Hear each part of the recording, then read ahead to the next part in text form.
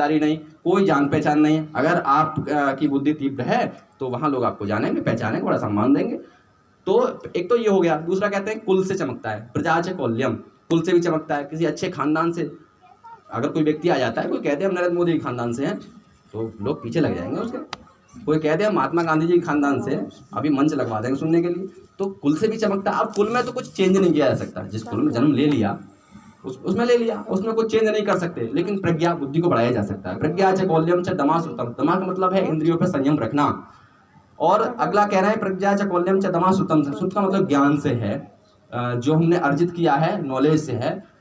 और प्रज्ञा च कौल्यम च दमा सुतम च, और आगे कहते हैं कि पराक्रमश्च अबहु भासिता च, पराक्रम, व्यक्ति का पराक्रम भी उसको चमकाने में योगदान देता है। अगर कोई पराक्रमी व्यक्ति है तो योगेंद्र यादव की तरह, भगत सिंह की तरह, चंद्रशेखर आजाद की तरह और सुभाष चंद्र बोस की तरह उसका नाम हो सकता है। तो पराक्रमश्च अबहु भासिता च, और कम बोलना, जितनी आवश्यकता है उतना बोलना, लेकिन उतना भी कम नहीं। जैसे हम माधव और केशव में अंतर देख रहे थे, माधव से कई चीज़ें पूछी भ्राता जी ने, तो वो अपना जवाब दे दिया अच्छे से, और केशव बिल्कुल शांत थे, जो कि कुछ कम लग रहा था, लेकिन बाद में बोले अच्छा लगा। तो ज़्यादा कम भी नहीं, अबहु भाषिताच, कम बोलना। और दानम यथाशक्ति, शक्ति के अनुसार, यथाशक्ति। और कृतज्ञताच, और अंतिम जो गुण व्यक्ति को चमकाता है वो कृतज्ञता। अगर किसी ने आपके साथ में कुछ कर दिया है, एहसान कर दिया है, तो उसको ना भूलना। ये नहीं कि अपना काम बनता है उससे भूल जाओ। तो ये 8 गुण पुरुष किसी भी व्यक्ति को चमका देते हैं, ये वेदों ने बताया। और बहुत अच्छा आपके इस कार्यक्रम को देख करके लगा कि माँ साहब ने एक अच्छा सार्थक प्रयास, एक बहुत अच्छा आयोजन किया है। मैं बच्चे के लिए, चूँकि हमारा तो भतीजा है, ये बच्चा है, मैंने 4-6 लाइनें लिखी हैं बच्चे के जन्मदिन के संबंध में, वो सुना करके अपनी बात समाप्त करूँगा। कि आशीष मेरा फलित ये भगवान हो जाए, आशीष मेरा फलित ये भगवान हो जाए, सामने इसके फीका हर एक उपमान हो जाए। अब किससे उपमा दें कि ये चंद्रमा जैसे चेहरा सुंदरता हो जाए या फूलों जैसे, मैंने कुछ नहीं कहा, सीधे कह दिया कि सामने इसके फीका हर एक उपमान हो जाए। आशीष मेरा फलित ये भगवान हो जाए, सामने इसके फीका हर एक उपमान हो जाए। आयु तुम्हारी बरसों से बड़ी, आयु तुम्हारी बरसों से बड़ी, और देव दिनमान में हो। क्योंकि ब्रह्मा का एक दिन हमारी पूरी सृष्टि कालखंड के बराबर माना जाता है, इसलिए कहा कि आयु तुम्हारी बरसों से बड़ी और देव दिनमान में हो। जिसके आगे छोटा युगों का मान हो जाए, जिसके आगे छोटा युगों का मान हो जाए। और कहा कि जिंदगी का हर चरण लोग को पाथे हो। पाथे कहते हैं कि जो औरों के लिए एक रास्ता दिखाता है। जिंदगी का हर चरण लोग को पाथे हो, रण क्षेत्र हो या कि सभा सर्वत्र ही दुर्जय हो। कर्म इसके जन समूह में आदर्शवत माने जाएं। व्यक्ति यही कामना करता है कि हमारे जाने के बाद हमारे पीछे लोग हमें याद करें, हमारे चीज़ों को आदर्श की तरह मान लें। जैसे मोदी ने अगर यहाँ हाफ बाजू कुर्ता पहन लिया तो वो एक आदर्श बन जाता है, लोग उनकी तरह पहनते हैं। किसी अच्छे व्यक्ति ने, गांधी जी ने जैसे कपड़े ओढ़ने का और आधे पहनने का ही चलन उन्होंने किया, तो लोग अनुकरण करते हैं अच्छे लोगों का। तो कर्म इनके जन समूह में आदर्शवत माने जाएं। और आगे जो कामना हमारी है, चूँकि किसी भी परिवार में और किसी भी समाज में बड़ों के नाम से बच्चों को जाना जाता है। हम जहाँ भी जाते हैं लोग पिताजी का नाम लेकर कहते हैं उनके बेटे हैं, लेकिन इसके विपरीत यदि हमारे नाम से उनको जाने जाए, बच्चों के नाम से बड़ों को जाना जाए, तो समझ लीजिए कि वो परिवार और वो समाज सही दिशा में है। तो जिंदगी का हर चरण लोग को पाथे हो, रण क्षेत्र हो या कि सभा सर्वत्र ही दुर्जय हो। कर्म इसके, माधव के, कर्म इसके जन समूह में आदर्शवत माने जाएं। कामना ये है तुम्हारे नाम से हम जाने जाएं, कामना ये है तुम्हारे नाम से हम जाने जाएं। बहुत बहुत धन्यवाद आदरणीय भ्राता सुरेंद्र जी। बड़ा सुंदर विचार आपके सामने रखा आदरणीय भाई अरविंद जी ने। और वास्तविक हमें देखना होगा कि आज हम अपनी जो एक भारतीय एक वैदिक परंपरा है उसको छोड़कर के जो आज पाश्चात्य संस्कृति की तरफ बढ़ते चले जा रहे हैं। आज लोग घरों में जन्मदिन मनाते हैं और जन्मदिन पर केक भी काटते हैं, उसके साथ साथ वो दीपक जलाते हैं, फिर उसको बुझाते भी हैं, जो कि बिल्कुल हमारी संस्कृति के विरुद्ध कार्य है। दीपक को बुझाना, अक्सर देखा होगा गांव में जो बुजुर्ग लोग हैं वो भी इस बात को कहते हैं कि किसी की इकलौती अगर संतान किसी कारणवश संसार से चली जाती है तो कहते हैं कि उसके घर का चिराग बुझ गए। अब यहाँ हम क्या करते हैं कि खुद बुझा रहे हैं, और उल्टी व्यवस्था, आदमी जब मरता है तो जलाते हैं और जिंदा होता है तो बुझाते हैं। यही तो करते हैं, मरने के बाद जलाने जाते हैं बाहर पेड़ों पर, और जब जिंदा है तो उसको बुझा देते हैं। लेकिन ये बिल्कुल उल्टा कार्य है, क्योंकि जब जिंदा, हमारे यहाँ तो छोटा हो बड़ा जितने भी कार्यक्रम के आयोजन होते हैं वो सब दीप जला करके किए जाते हैं। हालांकि यज्ञ का एक छोटा सा रूप है दीपक जलाना। तो इसलिए जो हम आज पाश्चात्य संस्कृति में जो घुसते चले जा रहे हैं, इसको थोड़ा सोचना होगा। और एक और बहुत ज़्यादा प्रलय, मैं तो प्रलय ही कहूँगा, जो केक काटते हैं ना तो पूरी तरह उसका मुंह चेहरा सब ढक देते। जिस बच्चे का जन्म होता है व्यक्ति का, वो सारी चीज लेकर के पूरी तरह से उसका मुंह क्या शरीर पूरा ढक देते हैं, कहीं सब्जी लौट देते हैं इसको। माना इतना बुरा अत्याचार शहरों में बहुत होता है आजकल। तो ये पाश्चात्य संस्कृति की निशानी है। लेकिन आइए हम सब मिलकर के, क्योंकि यहाँ से एक प्रेरणा लेकर के जाएंगे, यज्ञ के माध्यम से हम अपने घरों में ये चीज़ों को स्थापित करें, जिससे हमारे आने वाली जो अगली पीढ़ी है, युवा हैं, बच्चे हैं, उन पर अच्छा प्रभाव पड़ेगा, वो अच्छे कर्म अवश्य करेंगे। आइए एक छोटा सा आशीर्वाद देते हुए मैं आगे श्रद्धेय गुरु जी से निवेदन करूंगा कि वो अपने सुंदर विचार यहाँ पर रखेंगे। उससे पहले एक छोटा सा मेरे साथ मिलकर के सब भजन गुनगुनाएंगे। प्रिय माधव के लिए बहुत सुंदर भजन है, आयु की कामना, और एक आशीर्वाद देते हुए मैं अपनी वाणी को यहीं भ्रमित करूंगा कि बालक हो बेबुद्धिमान है ईश्वर विनय हमारी। बालक हो बेबुद्धिमान है ईश्वर विनय हमारी। ईश्वर विनय हमारी, जगदीश्वर विनय हमारी है। ईश्वर विनय हमारी, जगदीश्वर विनय हमारी। प्रिय माधव हो आयुष्मान है ईश्वर विनय हमारी। 100 वर्षों से आगे तक जीवे बन सबका रक्षक। 100 वर्षों से आगे तक जीवे बन सबका रक्षक। हो आरोग्य सबल बलवान है ईश्वर विनय हमारी। प्रिय माधव हो आयुष्मान है ईश्वर विनय हमारी। सब मर्म धर्म का जाने, पथ वेदों का पहचाने। सब मर्म धर्म का जाने, पथ वेदों का पहचाने। पावे दुनिया में सम्मान है ईश्वर विनय हमारी। पावे दुनिया में सम्मान है ईश्वर विनय हमारी। ईश्वर विनय हमारी, जगदीश्वर विनय हमारी है। ईश्वर विनय हमारी, जगदीश्वर विनय हमारी। प्रिय माधव हो आयुष्मान है ईश्वर विनय हमारी। पुरुषार्थ करे जीवन में, भर शुद्ध भावना मन में। पुरुषार्थ करे जीवन में, भर शुद्ध भावना मन में। धन पा करे नहीं अभिमान है ईश्वर विनय हमारी। प्रिय बालक हो आयुष्मान है ईश्वर विनय हमारी। तपधारी परोपकारी, यशबान राज अधिकारी। तपधारी परोपकारी, यशबान राज अधिकारी। हो नर देव आर्य श्रीमान है ईश्वर विनय हमारी। प्रिय माधव हो आयुष्मान है ईश्वर विनय हमारी।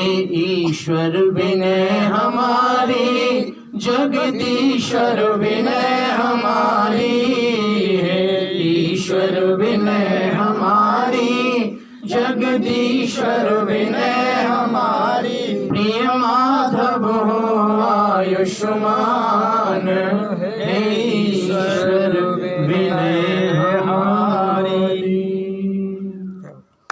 आइए सुनते हैं आदरणीय श्रद्धाचार्य जी को।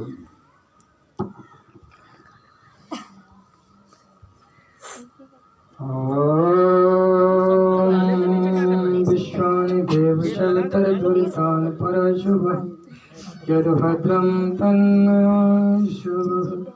ओम शांति शांति शांति। इस सायंकाल के विराम विधि पर उपस्थित हमारे प्रिय श्री सुरेंद्र कुमार जी,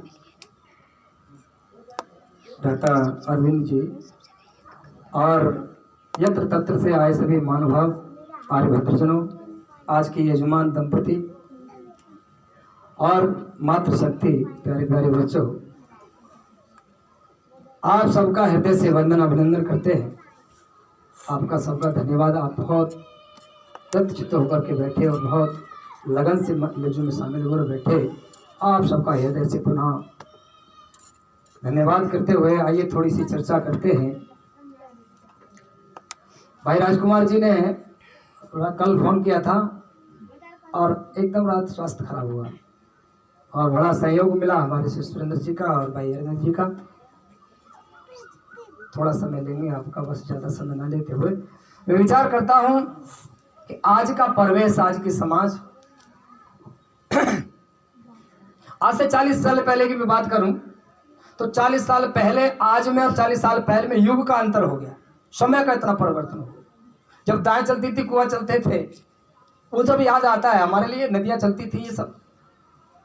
तो उस समय का जो परिवेश था बिल्कुल पर्यावरण बहुत शुद्ध था, बहुत कोई प्रदूषण नहीं था। अब हम आज़ाद हो गए, आज़ाद होने के बाद सब कुछ ठीक, बहुत अच्छा, हमारा विकास बहुत अच्छा हुआ संपन्न हुए। लेकिन उसके साथ साथ यज्ञ योग तप दान धर्म के कार्य विसराए और तभी इस धरती पर बादल संकट के छाए। अनेकों बढ़ गई बीमारी, कर कहीं भयंकर धूप, कहीं तूफान चले भारी। हिजड़े ढोल बजाए रहे और शेर विदा हो गए, सियार मिल ईद मनाए रहे। खूब होती छीना झपटी और सज्जन जन पछताए, मार रहे हाथ चली कपटी। दंडने अपराधी पावे और खुले आम रिश्वत लेकर के छोड़ दिया जाए। ऐसी व्यवस्था बन गई राष्ट्र की। अब हम सब लोगों का एक परम कर्तव्य बनता है कि ऐसी व्यवस्था में, ऐसा देश, व्यवस्था देश की बहुत व्यस्त व्यस्त हो चुकी है। कारण क्या रहा? सबका कारण आप सब लोग जानते हैं। आज से 5000 वर्ष पहले कुरुक्षेत्र का महान युद्ध हुआ और उस युद्ध में हम सब लोग, बहुत बड़ी हानि हुई हमारे देश की। उस हानि को अब तक पूर्ति ना करते हुए अब हमें जागने का समय आ गया। अब विदेशी संस्कृति ने इतनी बड़ी तरीके से हम पर, विदेशी भाषा संस्कृति इतनी बड़ी तरीके से हम पर धावा कर दिया है कि हम अपनी संस्कृति को भूलकर नाना प्रकार के विचारों से, फैशन से, तमाम खाने से पीने से व्यवस्थाएं हमारी खराब होती चली। अब हम विचार करते हैं तो ऋषियों ने हमारे लिए 2 विधाएं दी। आज के परिवेश में जीने के लिए 2 विधाएं ऋषियों ने हमको दी और उस दोनों विधाओं के लिए आज लगाना बहुत जरूरी है सती जी। यज्ञ के माध्यम से इस परिवेश को, हम पर्यावरण को शुद्ध कर सकते हैं और योग के माध्यम से अपने शरीर को पवित्र और बलवान बना सकते हैं। क्यों? इसकी आवश्यकता क्या है? बच्चे के ऊपर बोलेंगे, थोड़ा सा मैं यज्ञ के ऊपर थोड़ा समझा देता हूं। इसकी आवश्यकता क्यों है कि आज विदेशी भाषा संस्कृति के माध्यम से जब हम अपने खेतों में नाना प्रकार की दवाइयाँ, नाना प्रकार के केमिकल्स अपने खेतों में लगाने शुरू किए और उसका जब अन्न खाया, उसकी जब सब्जी खाई, उस सब्जी से हमारे शरीर के अंदर, चाहे वो किडनी हो, लीवर हो, चाहे हमारे फेफड़े हो, चाहे हमारे जितने भी अंग और प्रत्यंग हो, वो सब प्रभावित होते हैं। और वो प्रभावित इतने होता, यहाँ तक हो रहा है कि 18 और 20 साल के बच्चों का हार्ट अटैक जैसा बन रहा है, बीपी लो और हाई हो रहा है। इसलिए आपसे निवेदन करने के लिए बैठे हैं। और राजकुमार जी के लिए धन्यवाद देता हूं कि जब बात करते हैं तो वो हमेशा यज्ञ की बहुत बड़ी बात करते हैं। गुरुजी, पूरे समाज में मैं मुझसे जितना भी सहयोग होगा आपका सहयोग करेंगे, और जितना भी यज्ञ हो और योग हो उसको आगे बढ़ाओ।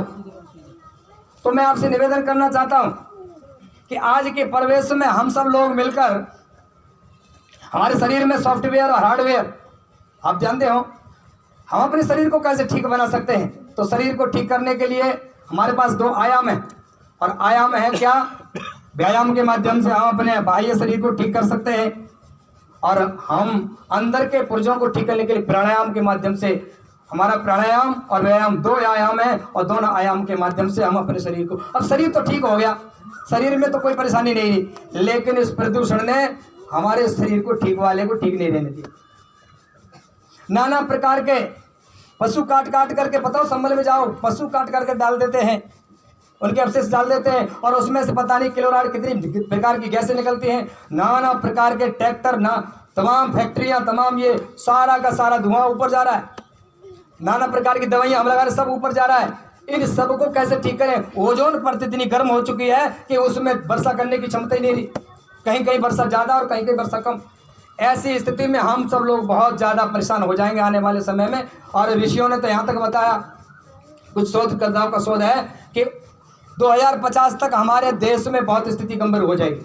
हर तीसरे व्यक्ति को 2035 में हर तीसरे चौथे व्यक्ति को हमारा संस्थान पतंजलि हमारा युवा भारत के अभी रामाशीष जी मेरी बात हुई थी, तो उस मीटिंग में उन्होंने बताया कि हर चौथे व्यक्ति को 2035 तक कैंसर जैसा रोग बन सकता है। हम कैसे बचे उससे? तो सबसे बड़ा हमारी 2 विधाएं हैं, और उस विधा में सबसे पहला यज्ञ की जाए। यज्ञ की विधि प्रक्रिया को हमने अपने जीवन में अपना लिया तो वास्तव हम बहुत सारी चीज़ों से बच सकते हैं। और दूसरी विधा है योग। योग के माध्यम से हम अपने शरीर को ठीक कर सकते हैं। तो आइए हम सब मिलकर इस पुण्य काम को, परमात्मा के कार्य को, ईश्वरीय कार्य को आगे बढ़ाने का काम करें। अब मैं थोड़ी सी चर्चा आपके परिवार के थ्रू करूंगा। देखिए, बाहरी सा परिवार, हम चारों तरफ से बाहर करते हैं खेत में कोई अंदर चला ना जाए, बाहरी कर दो पशुओं की रखवाली के लिए। ऐसे हमारे परिवार वही होता है जो चारों तरफ से घिरा हो, चारों सब लोगों के विचार एक हो, कोई दुश्मन उसमें वार ना कर सके, कोई अंदर से बाहर से कोई ऐसा व्यक्ति नहीं आ जाए जो परिवार को बिगाड़ दे। ऐसे परिवार को हम परिवार बनाएं, और परिवार को बनाने के लिए महर्षि दयानंद ने पंच यज्ञ विधि पर बहुत बड़ा प्रकाश डाला, और हम सब लोग बैठे और हम सबके परिवार हैं। आइए हम थोड़ी सी चर्चा केवल चंद शब्दों में व्याख्या करता हूँ। पंच यज्ञ, तो पहला यज्ञ आप जानते हैं, 5 यज्ञ महर्षि दयानंद ने इसकी व्याख्या की, और पहले यज्ञ को हम व्यवस्था देते हैं। तो पहला कौन सा यज्ञ है? ब्रह्म यज्ञ। कौन सा यज्ञ है? ब्रह्म यज्ञ। और जो ब्रह्म मुहूर्त में किया जाए, परमात्मा, ब्रह्म मानी परमात्मा, मुहूर्त मानी समय, ईश्वर से मिलने का समय। और ईश्वर से मिलने का जब समय होता है उस समय हम मिलते नहीं और पता नहीं कहाँ भटकते रहते हैं ईश्वर से मिलने के लिए। आइए हम उस ईश्वर से कम मिले, ब्रह्म मुहूर्त में मिले, 4 बजे से और 6 बजे तक उठ जाएं, और उठने के बाद उस परमपिता परमात्मा से ये बच्चे भी संध्या करें, हमारे घरों छोटे छोटे बच्चे भी संध्या सीखें, बच्चे भी गायत्री मंत्र का जाप करें, माता पिता को नमन वंदन करें, और पूरे घर में झाड़ू लग जाए और ईश्वर की चर्चा उस घर में हो जाए। बताओ ब्रह्म यज्ञ होगा, उस घर में तो होगा क्या? तो हम सबसे पहले अपने बच्चों को ब्रह्म यज्ञ सिखाएं, संध्या वादन सिखाएं, और ब्रह्म यज्ञ की परमात्मा की उपासना करना, उपमानी पास आसन मानी बैठना, और ईश्वर के पास बैठना, प्रार्थना करें परमात्मा से, मांगना। प्रार्थना कहते हैं मांगने के लिए, उस भगवान से मांगे, और मांगे क्या? बुद्धि मांगे। और उस परमपिता परमात्मा ने सबसे बड़ी विचित्र चीज इस मानव शरीर में विचित्र चीज दी है, और वो 2 चीजें दी हैं, और आपको सब जानते हैं कि दोनों पशुओं से, पक्षियों से सबसे अलग है। और वो 2 चीजें क्या है हमारे पास? बुद्धि और वाणी। और बुद्धि और वाणी परमात्मा ने किसी को नहीं दी, पूरी दुनिया के प्राणियों को, केवल हमारे पास है ऐसी संपत्ति परमात्मा। हम बुद्धि जानते हैं। हम भैंस से कहा कि तू हेलीकॉप्टर बना देगी क्या? कुत्ते से कहा इससे साइकिल को चला देगा क्या नहीं चला सकता, क्योंकि उसके पास बुद्धि नहीं है। और हम उनसे कहा भी, अरविंद जी ने बड़ा सुंदर पाठ किया था, अब किसी पक्षी से और पशु से करेगा क्या? करें, क्योंकि उसके अंदर वाणी और बुद्धि नहीं है। इसलिए हमारे परमपिता परमात्मा ने हमारे बुद्धि और वाणी दी, और बुद्धि वाणी देने के बाद हम लोग ऐसे घूम रहे जैसे पशु की तरह। विन धर्म मनुष्य जाति पशु से नीचे गिर जाती। ऐ मनुष्यों, हम बिना धर्म मेरे पास नहीं है तो हम पशु से नीचे हैं, और पशु से नीचे जब गिर जाते हैं तो क्या करते हैं? कि आंख कान और नाक पे बंदे यदि तुझको अभिमान, आंख नाक और कान पे बंदे यदि तुझको अभिमान। अरे आंख मृगा की नाक कुछुआ की कंसर बीच जहान, घोड़े की सुंदर लहलाती बिन धर्म मनुष्य योनि पशु से नीचे गिर जाती। आंख और नाक और कान पर यदि अभिमान करता है तो सुन, आंख मृगा की, नाक सुआ की और घोड़े के दोनों कानों के बीच में जहान बसता है। घोड़े को कोई नहीं खरीदेगा, उसकी कनौती ठीक नहीं है। तो कान में निकल गया घोड़ा, नाक में निकल गया सुआ और आंखों में कौन निकल गया? मेरे को हिरण। उपमा करती है माँ तो हिरण की आंखों से करती है। अब हम पीछे हट गए, एक आदमी बोला और जीतते हैं, पशुओं से पक्षियों से और आदमी की बहस चल रही है। तो क्या कह रहा है? बालों के ऊपर यदि बंदे जो तुझको अभिमान, बालों के ऊपर यदि बंदे जो तुझको अभिमान, और भेड़ों के बालों के बनते कंबल और अलमान, ओढ़े दुनिया सुख पाती बिन धर्म मनुष्य योनि पशु से नीचे गिर जाती। यदि तू बालों के ऊपर अभिमान करता है तो अभय का बच्चा पहुंच जाता है नाई की दुकान पर, कहता है एक तरफ हिंदुस्तान एक तरफ पाकिस्तान, बीच में ब्रांच चला, ऐसा बाल काट दे मेरा। और फिर वो काटता है तो कहाँ डालता है? वो वहाँ डालता है जहाँ सब पेशाब करे, वो जल्दी गल जाएंगे। लेकिन ध्यान करने की बात है, हम बालों में हार गए। अब बाल किस कौन निकल गई? हमसे भेड़, उसके कंबल अलमान बनते हैं। इतनी व्यवस्था आपकी, कहाँ जीतोगे? एक व्यक्ति बोला और जीतेंगे एक जगह, बोले कहाँ जीतेगा? तो कह रहा है, वो क्या कह रहा है कि हाड़ मास में बंदे तेरे बदबू आवे बहुत, हाड़ मास में बंदे तेरे बदबू आवे खूब, और 1000 रुपया तोला बिकता है मिर्गा का कस्तूर, हड्डी में बाजी मारे हाथी बिन धर्म मनुष्य योनि पशु से नीचे गिर जाती। मिर्गा का कस्तूर जो है 5000 रुपया तोला बिक रहा होगा अब तो, और उसकी नाभि में कस्तूरी। और तू तेरे हड़मास भाई, हम तो मोदी है, प्रधानमंत्री है, बोले यहाँ हम यहाँ थूक लें, बोले यहाँ तेरा दो पैसे का नहीं है, कुछ भी नहीं भाई। इस एक काम करो, ये आदमी खत्म हो गया, इसको 5 दिन के लिए एक अलमारी में रख लो। रख लोगे? कोई नहीं रख सकते। तर तुमसे तो कस्तूरी में निकल गया, तुमसे हिरण, अब तुम फिर भी पीछे हार गए। तो एक आदमी बोला कि और जीतते हैं एक जगह, पर कहाँ जीतेगा? तो कह रहा है कि थूक तलक भी बंदे तेरा होता बदबूदार, थूक तलक भी वंदे तेरा होता बदबूदार, और रेशम के कीड़े के थूक का बनता है रेशम तार, गहन युवती बतलाई बिन धर्म मनुष्य योनि पशु से नीचे गिर जाती। रेशम के कीड़े का थूक बनता है और उसका रेशम का तार बनता है, और रेशम के तार से उसके कपड़े आदि बनते हैं, और रेशम का कीड़ा तुम्हारे थूक में निकल गया। बोले भाई अब हम ही हार गए, हम अब कहाँ जीते? अरे लास्ट जगह रहेगी भाई। अब भैया चलिए बहस मनुष्य की और पशुओं की। तो क्या बताया? बड़ी सुंदर व्यवस्था दी यहाँ पर कि प्रातः काल जब बंदे पाखाना करने जाते, प्रातः काल जब बंदे पाखाना करने जाते, और गाय भैंस के गोबर से चौके बिली पे जाते, कथा यहाँ कही जाती बिन धर्म मनुष्य योनि पशु से नीचे गिर जाती। भाई तुम तो वही रबड़ी खाते हो, तुम तो लड्डू खाते हो, तुम तो तमाम दाल रोटी खा जाते हो, और भैंस क्या खाती है? भूसा खाती है, गाय भूसा खाती है। लेकिन तुम रात को खाओ ऐसा, सुबह को हड़ंगा पैदा कर दो तो कौड़ी का नहीं। अब तुम्हारे अंदर क्या है? तुम कहाँ हजीत रहोगे? तो क्या बताया? यंत्र विचित्र बनाए हैं और नभ में यान उड़ाए हैं, और बिना तार के तार देख दुनिया वाले चकराए हैं। इसमें तू जीता है, तेरे पास बुद्धि है, तेरे पास वाणी है, यही तू जीता है। और बुद्धि और वाणी को जो नहीं लगाता इस दुनिया में आने के बाद, उसको नर्क होता है, वो यहाँ आने का अधिकारी नहीं है। इसलिए मैं आपको बता देता, ब्रह्म मुहूर्त में उठ उस परमात्मा की चिंतन करो। और दूसरा यज्ञ बताया, अग्निहोत्र देव यज्ञ, ये अभी हमने किया है। तो सबकी व्यवस्था नहीं कर सकते हम सब लोग, इससे जुड़े हुए नहीं है। तो हम क्या करें? ज्यादा सूक्ष्म हवन कर ले, छोटा हवन कर लो घर में। कौन सा हवन सूक्ष्म? दीपक जला दो अपने घर में, गाय के घी का दीपक जल गया और हमारे घर में अग्निहोत्र हो गया। तो समझ लीजिए हम साप्ताहिक हवन कर लें, 7 दिन बाद कर लें, 15 दिन बाद कर लें, 1 महीने पूर्णमासी को कर लें, और पूर्णमासी नहीं तो होली, दीपावली, रक्षाबंधन, तीज और त्योहार को हमारे घरों में हवन होना ही चाहिए। ये दूसरा अग्निहोत्र। अच्छा, इसमें कोई ज़्यादा पैसे पड़ते हैं हमारे? भाई दीपक जलाने में कोई ज़्यादा पैसा नहीं पड़ता। तो हम अपने घर में कितनी सुंदर व्यवस्था रहेगी। अगला तीसरा हवन बताया, पितृयज्ञ। 2 हवन हो गए, पहला ब्रह्म यज्ञ, दूसरा अग्निहोत्र और तीसरा हवन बताया ब्रह्म यज्ञ, वो तो सॉरी पितृ यज्ञ। और पितृ यज्ञ जिंदे माता पिताओं की सेवा करना। किसकी?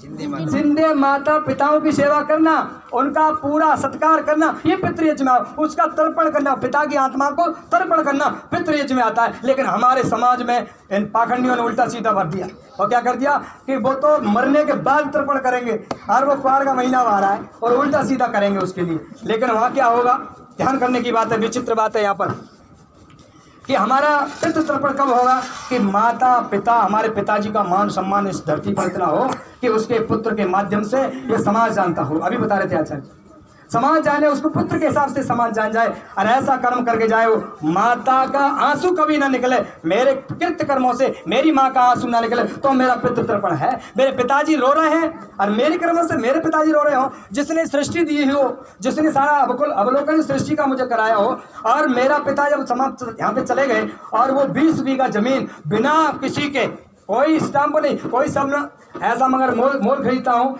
तो मुझे कम से कम 70 लाख रुपए की वो जमीन मिलेगी। आज मेरे पिताजी एक सुई को भी छोड़ गए तो मेरी विरासत में छोड़ के गए। ऐसा देवता उस दुनिया का कोई हो सकता है क्या?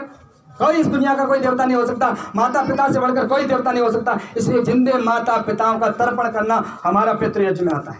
तो माता पिताओं की जिंदगी की सेवा करना। अब कहते हैं हम तो आओ पिताजी माताजी तुम भी आ जाओ और कोवास खा जाओ तुम, तो चील बन के अम्मा आवे और खूब बन के बापू आ जाए, और वो चील बन के आता है और वो खिलाता है उसको थाली में रख करके ऊपर, और क्या कहता है कि तुम आ जाओ चील बन जाओ। अच्छा तुम चाहते हो अपनी माता को चील बन जाके?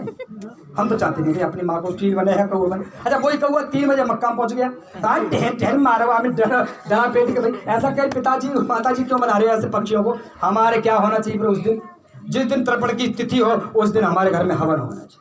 और हमारे पिताजी कहीं भी होंगे वो धुआं जाएगा कि नहीं जाएगा? जी जाएगा। पक्षी होंगे, पशु होंगे, चाहे मनुष्य होंगे, वो वहाँ पर पहुँचेगा और उस पिताजी की याद को हम करें, अपने बच्चों को बताएं कि मेरे पिताजी के अंदर ये गुण थे, ये स्वभाव था मेरे पिताजी का, तो ये पितृ तर्पण आपका हो गया। बात में आगे समझे बात। अब आया चौथा हवन है अतिथि हवन या तिथि यज्ञ। अतिथि, बिना तिथि के हमारे घर पे आए कोई, बिना तिथि के हमारे घर में चोर भी आ सकता है, लेकिन ऐसे नहीं। जो जितेंद्रिय हो, परोपकारी हो, वैरागी हो, तपस्वी हो और ब्रह्मचारी हो और समाज का काम करने वाला हो, राष्ट्र का सन्यासी, त्यागी, महा और वैभवशाली, ऐसा मनुष्य अगर घर पे आए, ऐसे त्यागी कोई तपस्वी महात्मा हमारे घर पे आए, महान आत्मा जिसकी हो, पुरुषों से महापुरुष बनने वाला कोई आदमी हमारे घर पे आए, ऐसे व्यक्ति को हम सम्मान, पहले आसन, उसके बाद भाषण और उसके बाद लासन। तीसरी चीज हम उनको पूछे, उनको ऐसा सम्मान उनका करें, और अपने गांव के बुजुर्गों का, जितने भी हमारे गांव में अतिथि हैं, बाहर से जो भी अतिथि हमारे आए, उनका बहुत यथावत सम्मान करें। ये अतिथि यज्ञ में आता है। और 5वां हवन है बलवैश्य देव यज्ञ। बलवैश्य देव यज्ञ में हमारे ना जाने अनजाने में ना जाने कितने प्राणी हमसे ईख में लगा दिया, आगे लोग लगाओ भाई, पता ही चला दो सारी। अब पता ही नहीं देखा तुमने कितने उसमें कितने कीड़े खत्म हो चुके हैं, कितने हमारे पैरों से मरते। ऐसे में हमारे महर्षि दयानंद ने एक बहुत सुंदर व्यवस्था 10 आहुति की थी, लेकिन 10 आहुति हम डेली नहीं लगा सकते, नहीं लगाते घरों में, लेकिन बहुत सुंदर व्यवस्था थी कि पहली रोटी गौ माता को दे दो। पहली रोटी किसको दे दो? गौ माता को दे दो। और दूसरी रोटी का अन्न हमारे पक्षियों को, गाँव में कबूतर होते, बड़े चीटा होते, बड़े सुंदर तरीके से उनको खिला सकते हो। और लास्ट वाली रोटी कुत्ते को दे दो। हाँ मेरे वैसे ये हो गया आपके घर में, लेकिन उल्टा हो गया है। और जल्दी जा रहे हैं राजकुमार जी, स्कूल जा रहे हैं, लेट हो गए, पहली रोटी खुद खाएंगे, गौ माता बन गए बिल्कुल। आप कुछ नहीं कहेंगे, आप नहीं कहेंगे कुछ भी, गौ माता हो गए। अब दूसरी रोटी की जो बीच थी वो बच्चों को ले ली। अब बच्चे चिड़िया कौआ की तरह बन गए, चाहे चाहे पूरे दिन खाए, पूरा व्यवस्था खराब हो गई। लेकिन लास्ट वाली रोटी कह रही है माँ तुम मत खाना बच्चों, मैं खाऊंगी, तुम्हारी मत पीछे हो जाएगी। वो कुत्ते की तरह सिस्टम बना दिया उसने, सारी व्यवस्थाएं तंग व्यंग हो गई। इसलिए हमारी व्यवस्था खराब हो गई। इसलिए मैं आपको बता देना चाहता हूँ कि हमारे घरों में ये व्यवस्था अगर 5 यज्ञों की हो जाए तो ये हमारा माधव और केशव, ऐसे बच्चे वीर और बहादुर इस राष्ट्र की सेवा करने वाले बनेंगे, देश की सेवा करने वाले बनेंगे, माता पिता के भक्त बनेंगे और संस्कृत के भक्त बनेंगे। अब हम संस्कृत का नाम बहुत लेते, पता नहीं भारत माता की जय, भारत माता की जय बहुत बोलते हैं, लेकिन भारत माता का कोई काम करने वाले नहीं। भारत माता का काम करने वाले हो तो वह सख्त हमें दो दया निधे, कर्तव्य मार्ग पर डग जावे। भारत माता की जय जब होगी कि मैं मास्टर हूं तो मास्टर ऐसा पढ़ाऊं, मैं खड़े होकर 8 घंटे पढ़ाता हूं, ईमानदारी से कसम खा के कह रहा हूं इस बात को, मैं 8 घंटे खड़े होकर पढ़ाता हूं, मैं कभी बैठ के नहीं पढ़ाया कभी स्कूल। मैं आपको बता देना चाहता हूं कि वह सत्य हमें दो दया निधे, कर्तव्य मार्ग पर डग जावे। कर्तव्य मेरा किसान का काम है तो मैं किसानी का काम ऐसा करूं, मेरे खेत के कपड़े सीने का काम है तो कपड़े ऐसे सिलूं, मैं जैसा काम कर रहा हूं इस भारत माता का ऐसा काम करूं, ईमानदारी से निष्ठा से काम करूं। और हमारे अंदर निष्ठा है ही नहीं, निष्ठा ही नहीं। और पता नहीं भैया हमने पता नहीं कहाँ कहाँ कैसे कैसे भाषण सीख लेते, उल्टे सीधे मारते, लेकिन हम यहाँ पर नहीं सीखे। हम गुरुकुल के छात्र हैं और गुरुकुल के छात्र हम ऐसे अनुशासन में पढ़े, ऐसे अनुशासन में रहे, अपने जीवन को राष्ट्र के लिए समर्पित किया। उन भावों से किया क्या कि पर सेवा पर उपकार में हम जग जीवन सफल वना। अपना जीवन नहीं, दूसरों का जीवन, दूसरों की सेवा, दूसरों का उपकार करके अपना जीवन नहीं, जग का जीवन सफल बना जावे। और हम दीन दुखी निर्बल विकलों के सेवक बने, दीनों के दुखियों के निर्बलों के कमजोरों के सेवक बन करके उनके संतापों को हरे। ऐसी व्यवस्था दी प्रार्थना में। और क्या बताया कि जो हैं अटके भूले भटके उनको तारे और खुद छल दम द्वेष पाखंड झूठ अन्याय से निस्दिन दूर रहे। प्रभु प्रार्थना करते हैं हम दूर रहे, फिर कैसा हो जाएगा मेरा जीवन। जीवन हो शुद्ध सरल अपना सोचो प्रेम सुधारस वर्षा में। मेरा जीवन ऐसा हो जाएगा कि मेरे मुखार बिंदु से जो वर्षा हो रही है ना वो कैसी होगी, सुधा के समान, अमृत के समान वर्षा होने लगेगी। और फिर निजान मान मर्यादाओं का प्रभु ध्यान रहे, अब मान रहे मेरी आन क्या थी, मेरी मर्यादाएं क्या थी। और मर्यादाएं देख लो, भगवान राम की देख लो, 14 वर्ष में एक बच्चा पैदा नहीं, अब बुक भी ले आओ तो को तो भर के व्यवस्था दो ना, समझो ना, मर्यादा सीखो, बच्चों को संस्कार दे रहे। हम क्या बता रहे हैं कि मर्यादा कैसी थी, उनकी मर्यादा थी हाँ निजान मान मर्यादाओं का प्रभु ध्यान रहे, अभिमान रहे। और जिस देश राष्ट्र में जन्म लिया बलिदान उसी पर हो जाए। बहुत बहुत धन्यवाद आप सबका, बहुत